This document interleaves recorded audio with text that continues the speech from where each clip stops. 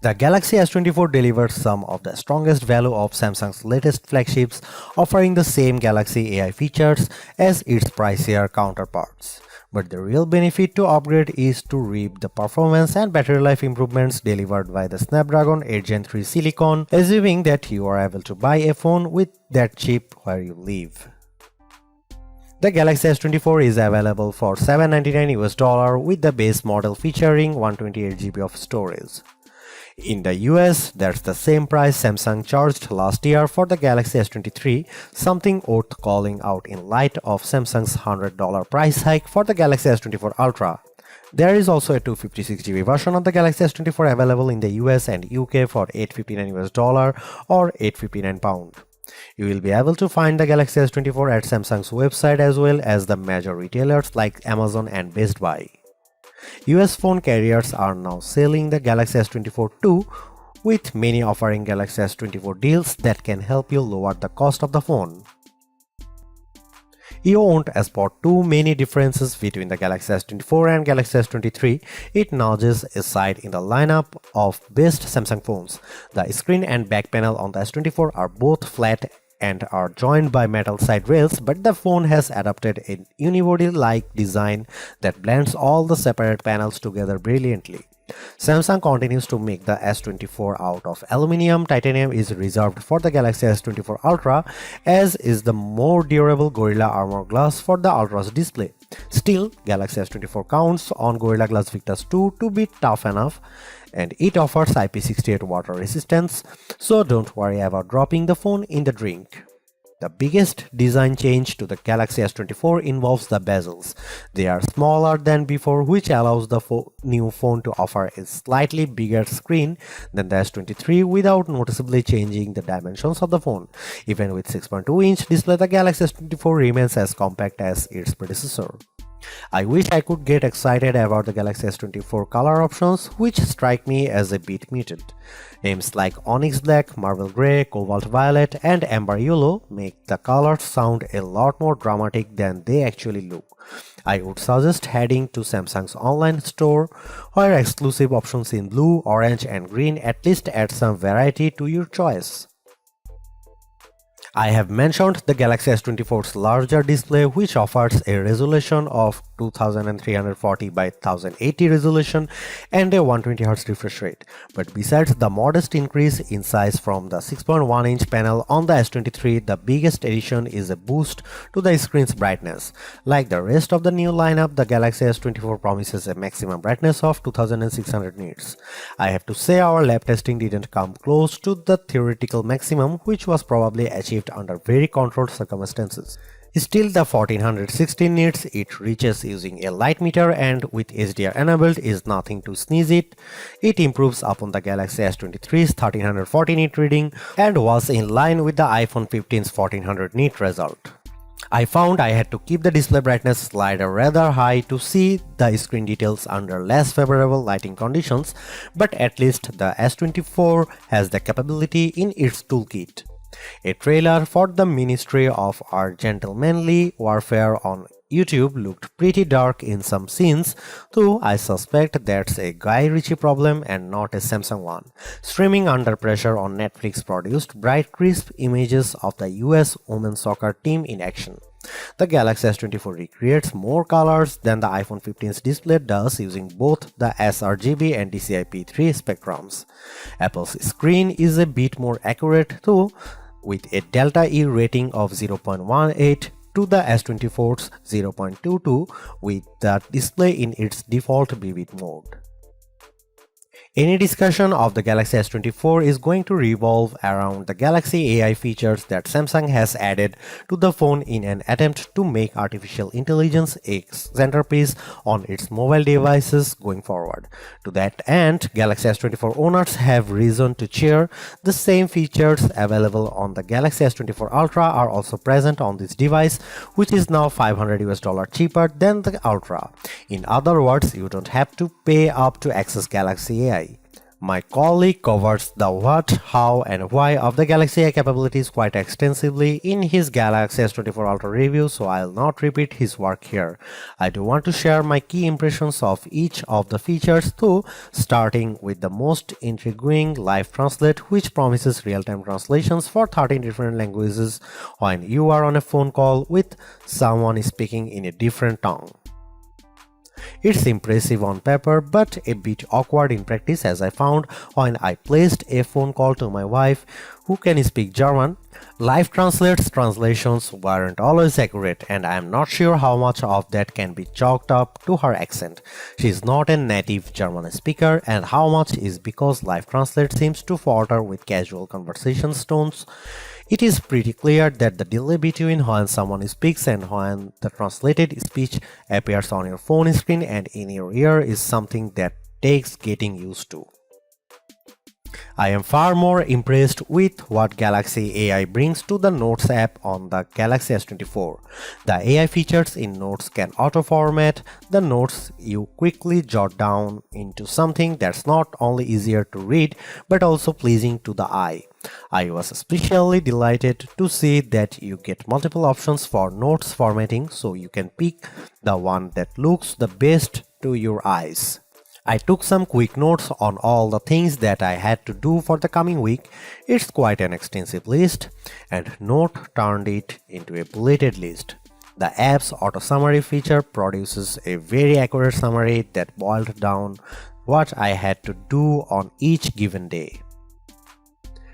It's a toss-up on whether Notes or Circle to Search is the most polished Galaxy AI features. Circle to Search does exactly what its name implies. If you see something in any app that catches your fancy, just long press the home button at the bottom of your screen. A message will pop up telling you to circle or tap on what you want to search, and the results will appear in an overlay at the bottom of the screen, so you don't have to leave the app you are currently in. Circle to Search works in any app. I have used it just as easily in Gallery as I have in Chrome, and while it works best with photos, I have found that circling text produces results too. I used the latter method to circle Mean Girls on a movie theater marquee to look up information about the movie. For example, Circle to Search is currently geared a little too much to e-commerce for my taste.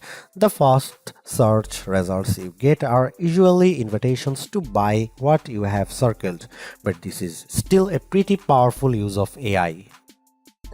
Two other Galaxy AI features, Chat Assist and Samsung's Voice Recorder app, feel like works in progress. The Chat Assist feature also supports on-the-fly translation for those times when you need to text in another language. A more shrug-worthy feature has the AI suggesting ways to rephrase the tone of your text for your different audiences. Texts for your friends as opposed to a text you send to your boss.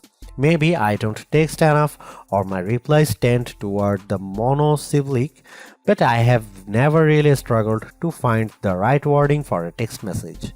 That part of Chat Assist feels like a solution in need of a problem. The voice recorder capabilities use AI to recognize when different people are speaking, transcribe the recordings into text, and even provide a summary of that recording.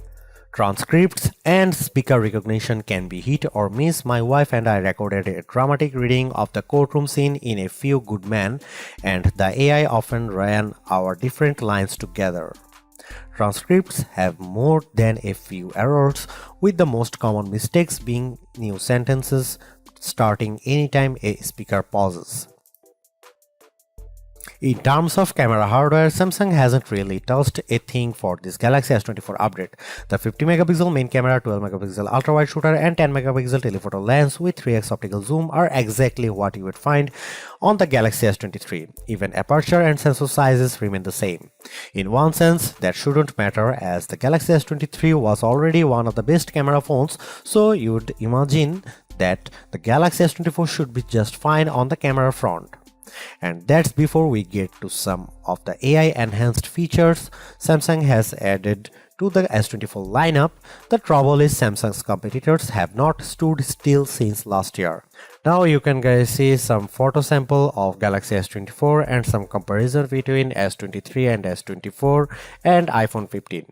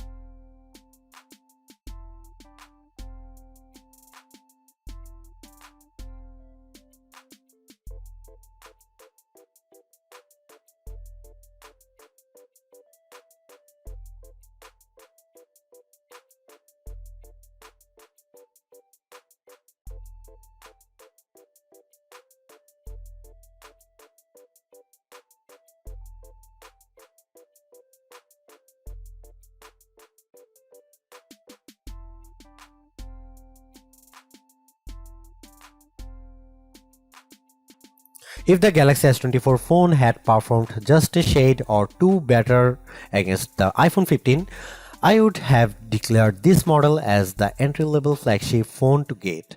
As it stands, this is still one of the best base model Galaxy S phones I have ever used, delivering a lot of value for $800. While the AI features are welcome additions, they are only part of what makes the Galaxy S24 so impressive. It's the bigger, brighter screen, longer lasting battery and stellar performance that make the phone device well worth getting, with Galaxy AI a nice add-on. Because the cameras haven't changed that much, I don't think anyone with last year's Galaxy flagship needs to concern themselves with upgrading.